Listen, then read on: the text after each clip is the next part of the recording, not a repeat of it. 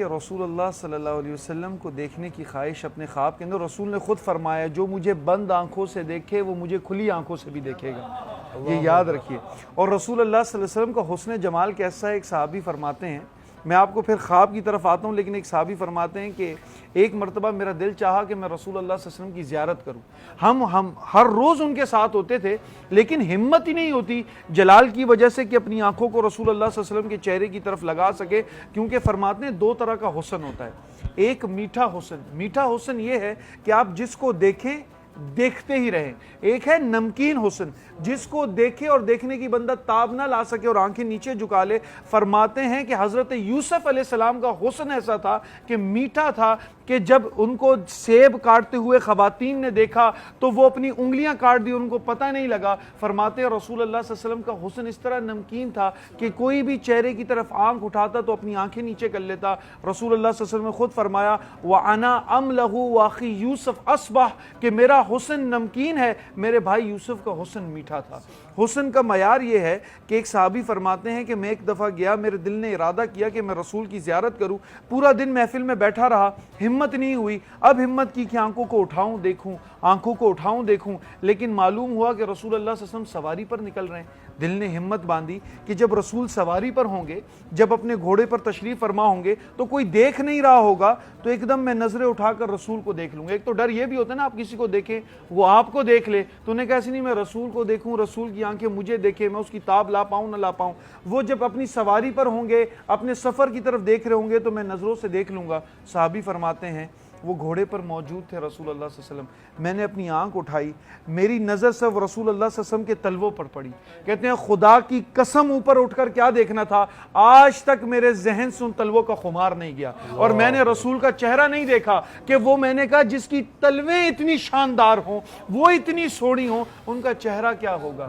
تو رسول اللہ صلی اللہ علیہ وسلم کا اب خواب میں آنا، اب دیکھیں نا عمر بھائی، ہم اتنی خواہشات کا اظہار کرتے ہیں، کبھی یہ خواہش یہ تمنا ہمارے دل کے اندر آئی کیوں نہیں؟ اور رسول نے فرمایا جس نے خواب میں مجھے دیکھا یقین جانو کہ مجھے ہی دیکھا، کیونکہ ابلیس کبھی رسول اللہ صلی اللہ علیہ وسلم کا چہرہ اختیار نہیں کر سکتا۔ تو فرمانا رسول کو دیکھنا، رسول کو دیکھنا ہی ہے۔ ہمارے استاد اس کی ایک بڑی خوبصورت اگزامپل دیتے تھے، فرماتے ایک بزرگ کے پاس کوئی شخص آیا اور کہا کہ مجھے رسول اللہ صلی اللہ علیہ وسلم کی خواب میں زیارت کرنی ہے، دل کی کانوں سے سنیے گا، مجھے رسول کی زیارت کرنی ہے۔ بزرگ نے کہا ایسا کرو کہ 3 دن پیاسے رہو، 3 دن پیاسے رہنے کے بعد تمہیں رسول کی زیارت ہو جائے گی۔ انہوں نے کہا کوئی وظیفہ ہوگا، تو وہ 3 دن پیاسے رہے۔ جب چوتھے دن آئے تو بزرگ نے پوچھا یہ بتاؤ خواب میں کیا دکھا؟ انہوں نے کہا خواب میں مجھے کبھی دریا دکھا، کبھی سمندر دکھا، کبھی مجھے بڑی بڑی آبشاریں دکھی۔ انہوں نے کہا معاملہ یہ ہے کہ 3 دن سے تم پیاسے تھے، پیاس کی شدت تمہارے ذہن پر اس طرح حاوی ہو گئی کہ تمہیں 3 دن لگاتار پانی دکھتا رہا مختلف صورتوں میں۔ خدا کی قسم جب اس طرح کی تڑپ رسول اللہ صلی اللہ علیہ وسلم کی زیارت کے لیے لے آؤ گے تو تمہیں ضرور خواب میں رسول اللہ صلی اللہ علیہ وسلم کی زیارت ہو جائے گی۔ اصل ہے کہ ہم میں وہ تڑپ ہی نہیں ہے، وہ طلب ہی نہیں ہے۔ جب طلب ہوگی نا، جب بات دل سے نکلتی ہے، اثر رکھتی ہے، پر نہیں طاقت پرواز مگر رکھتی ہے۔ جب دل سے بات نکلے گی نا عمر بھائی تو ضرور رسول اللہ صلی اللہ علیہ وسلم کی زیارت ہوگی۔ اور قیامت کے دن رسول اللہ صلی اللہ علیہ وسلم کی جب زیارت، اقبال فرماتے ہیں، اقبال کا بڑا حسین جملہ ہے، اقبال کہتے ہیں کہ قیامت کے دن مجھے میدان حشر کا خوف نہیں ہے کہ میرا حساب و کتاب ہوگا، میں جنت میں جاؤں گا کہ جہنم میں جاؤں گا۔ اقبال اس دن سے ڈرتا ہے کہ جب رسول اللہ صلی اللہ علیہ وسلم پکاریں گے انا لہا انا لہا، آؤ میری طرف آؤ۔ اقبال اس سٹیج میں ہوگا کہ رسول کی زیارت کے لیے جا سکے، کہیں یہ کہہ کے نہ دھتکار دے تو دنیا میں کسی اور کو پکارتا رہا، تیرا رول ماڈل تو کوئی اور تھا، تو کسی اور کی شانیں پڑھتا رہا ہے، تو کسی اور کی پیروی کرتا رہا ہے۔ اقبال کہتے ہیں کہ میں تو حشر میں ان کا سامنا چاہتا ہوں کہ میری سادگی دیکھ میں کیا چاہتا ہوں۔ تو رسول اللہ صلی اللہ علیہ وسلم کا سامنا ہو جائے، ان کے سامنے جب حاضر ہوں تو رسول فرمائے ہاں ہاں یہ میرا غلام آ رہا ہے، یہ محمد عربی کا غلام آ رہا ہے۔ اور غلام کو بتانا نہیں پڑتا، غلام دکھتا ہے کہ رسول اللہ صلی اللہ علیہ وسلم جو اس دنیا میں غلامی کرے گا قیامت کے دن بھی غلامی کرے گا۔ اور آخری بات یہ بات کی نا کہ رسول اللہ صلی اللہ علیہ وسلم قبر میں آتے ہیں تو 3 سوال ہیں قبر کے، اور تینوں سوال پیپر آؤٹ ہے۔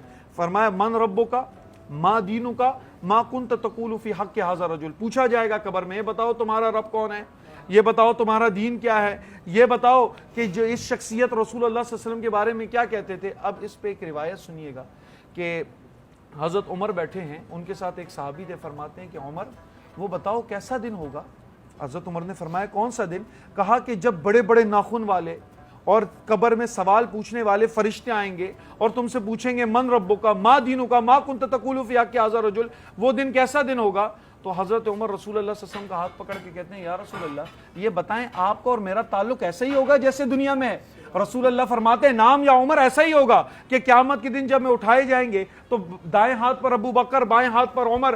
حضرت عمر فرماتے ہیں کہ روایت میں آتا ہے کہ رسول اللہ آنے دیں، سامنے فرشتے ہوں گے تو ادھر عمر ہوگا۔ پھر عبداللہ بن عمر کے خواب میں جب حضرت عمر آتے ہیں تو بیٹے ہیں، پوچھتے ہیں ابا جان بڑا تگڑا چیلنج ہوا تھا، فرشتے آئیں گے اور کیا ہوا؟ فرمایا ہاں رسول نے صحیح فرمایا تھا، فرشتے آئے تھے لمبے لمبے ناخن والے، بڑے بڑے بالوں والے، آ کر پوچھا من ربکا، عمر یہ بتاؤ تمہارا رب کون ہے؟ میں نے کہا من ربکما، عمر سے پوچھنے والے یہ بتاؤ تمہارا رب کون ہے؟ فرشتے کہتے ہیں من ھذا الذی، یہ کون ہے؟ کہا ھذا خلیفۃ الخلیفہ رسول اللہ صلی اللہ علیہ وسلم، تم نہیں جانتے یہ رسول اللہ کا خلیفہ ہے؟ فرمایا پھر آگے سوالات کیسے، پھر آگے پریشانیاں کیسی؟ تو اس بات سے کیا پتہ لگتا ہے؟ اس بات سے یہ چیز معلوم ہوتی ہے جس کا دنیا میں رسول سے تعلق جڑ جائے وہ قیامت تک پھر میرے رسول ہاتھ نہیں چھوڑتے۔ اگر آپ حضرت عمر کی شخصیت دیکھیں تو وادی تہامہ سے گزرتے ہیں، رونے لگ جاتے ہیں، صحابہ فرماتے ہیں اتنے بڑے خلیفہ ہیں، اتنے بڑے سردار ہیں، رو رہے ہیں۔ کہا یہی پہاڑی تھی، میرے باپ خطاب نے کہا عمر 7 اونٹ لائن پر لگا دے، مجھے اس رب جلال کی قسم مجھ سے 7 اونٹ لائن پر نہ لگے۔